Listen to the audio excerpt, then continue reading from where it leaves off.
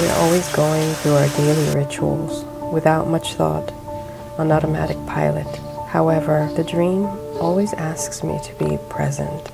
Even when I'm getting ready, I'm also preparing on the side, behind the scenes, within myself, to be alert for the right moment when I get to sit down to meet with my dream. Even though they may come looking strange, scary, or out of this world, I know that behind the veil lies the message that I need to hear in order to keep moving forward into my truest self, with all its light and all its shadows.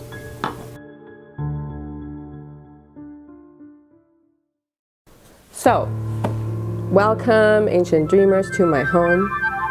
My name is Jennifer Clara Segura, and we're going to look into my dream. I still haven't done the complete dream work because I was saving that for you so that we could do this together. So this is how it went. I walk into a medium-sized warehouse. I walk in and it's dark. It's like when you go from a daytime into an indoor situation that's not lit by light. So I walk in and I realize that it's kind of dark, but it's like an artistic space, creative space, and there is exhibits. Now the exhibits are way up high, so I can't really see them, and plus it's dark, and the only thing hitting it is the light that's available, which is barely none. So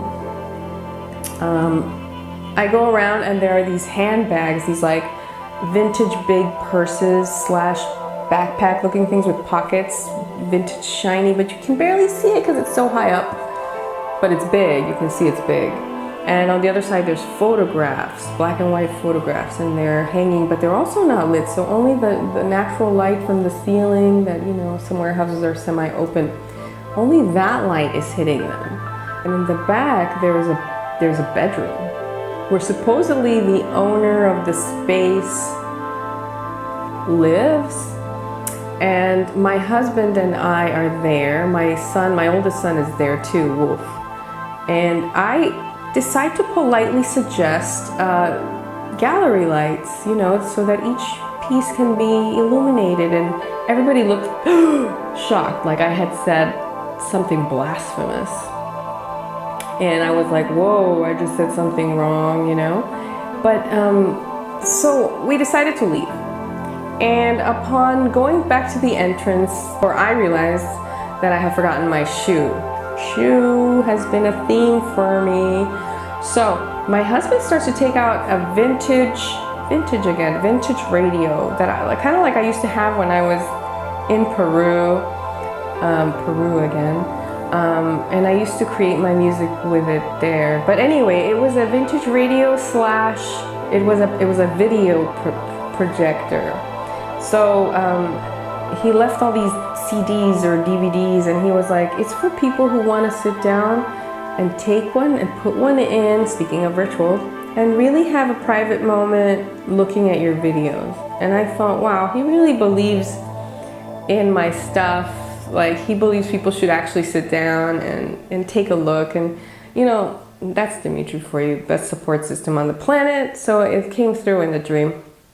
And I thought, oh, wow, he's stubborn about that, but okay. He's always really trying to shove people into my work. He is always promoting me, I guess you could say. He loves what I do and what I stand for. But anyway, in the dream, I go to the back. And I tell her I left my shoe, and I remember that something had fallen somewhere in the back, but she is the one she fished it out from the back. And it was a white wedge sandal, wedge heel sandal. And it's the exact one that's mine, except here it's black.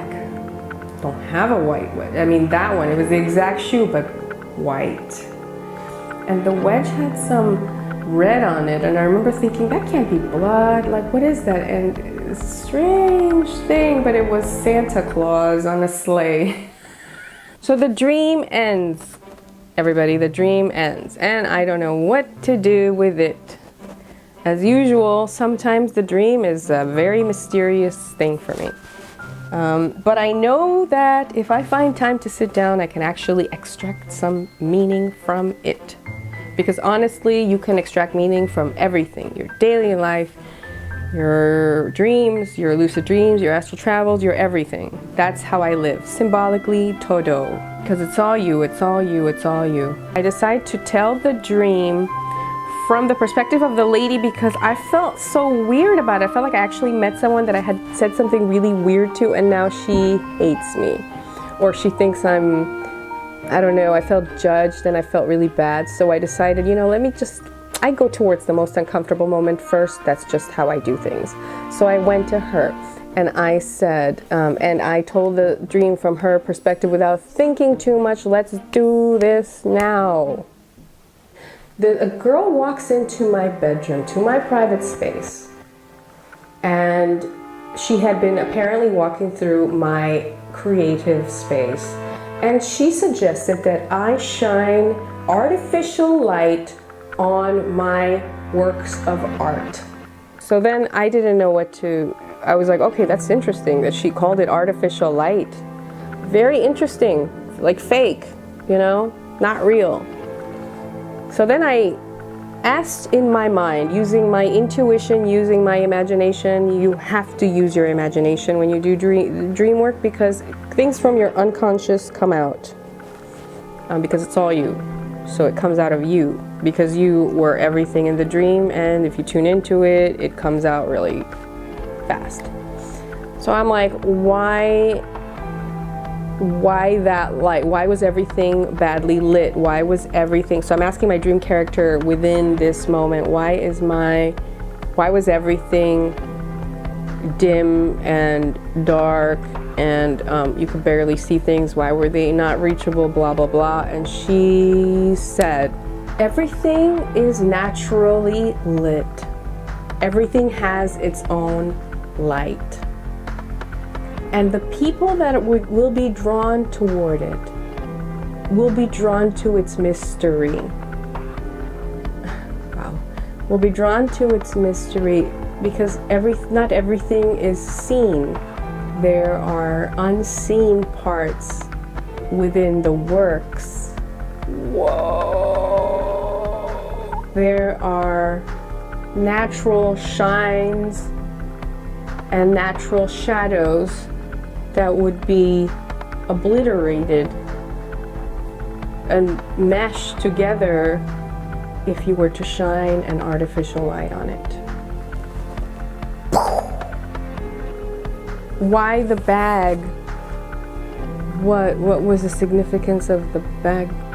The purses, these big purses with so many pockets. And she says, the purses, these bags, they contain the individual's treasures and the nuances and the things they carry with them that they're aware and unaware of.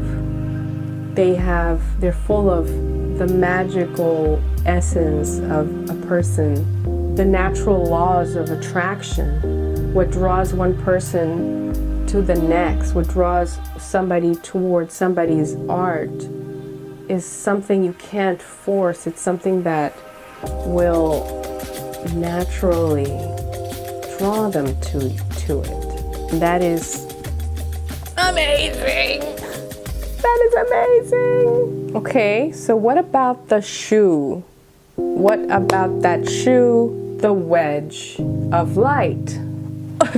Duh. The white wedge. That's crazy. Okay, so the white wedge. Yeah. Big wedge. Sorry. I'm a little bit blown away by this. And I can see how personal this relates to me. Well, my light and shadow was always a theme in my life. Claroscura, that's why I have that name, means light and dark in Spanish. I'm always in this path. This path is me. This path is really deep within my dream work, my personal work, my consciousness work, my life. recently I've been coming out more with my things, with my personal dreams, with my personal thoughts, and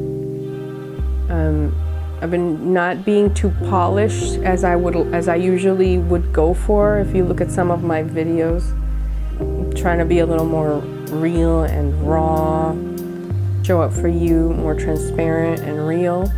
So I've been doing this.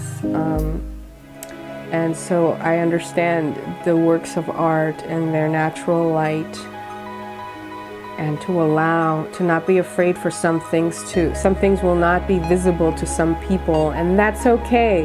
That's natural. That's what's going to attract the right people that's gonna reach the right people that need to hear this message for some reason. And I know that what I go through may be able to help someone to see their own dreams, to journey inside their own consciousness and their psyche. And that is nothing that you can like shine a harsh light on, because you will obliterate it. So I'm getting this message received. I love this message. I love this message so much. Thank you, Dream. Wow. See, if I had not done that, if I had been afraid to use my imagination, if I hadn't gone into this dream work, using my imagination, intuitive abilities, whatever, for me it was just like, boom, imagination, association, like, plus she's me anyway, so it has to be a voice inside. I just have to put myself in her position. That's as simple as it is, really. If I hadn't done that, I would not have received such an important message to me. That message means a lot to me. It might not mean anything to some people, and it might mean something to some of you, but it means a lot to me. Like, I get it. Like, that's like, whoa, mind blown. Natural light, natural shadows. Oh, so good, so good, so good, so good, so good, so good, so good, so good. The mystery is there. The dance, what's going to attract uniquely somebody to certain aspects, not to everything, because it was like, the persons were so big. It was like a landscape of shiny, darkened lights, shiny sparks. I mean, yeah, so I'm gonna have to process this and really take it in, because it feels that important to me. It feels that valuable, this message. That woman, why she was so offended about me saying, why don't you just shine a big old fake light on everything, Anyway, thank you for listening to this. If you have any experiences like this, if you have any feedback on my dream, I welcome it. Please comment below. I always feel like, somebody else's opinion is always good to hear. It just adds textures. And thank you to everyone that's been commenting. I love your comments. They really inspire me and encourage me to move on, to move forward with this. And thank you. Please like, subscribe, share, comment. If you think it'll help someone, share it, give it to them, DM them, whatever. And I will see you next time.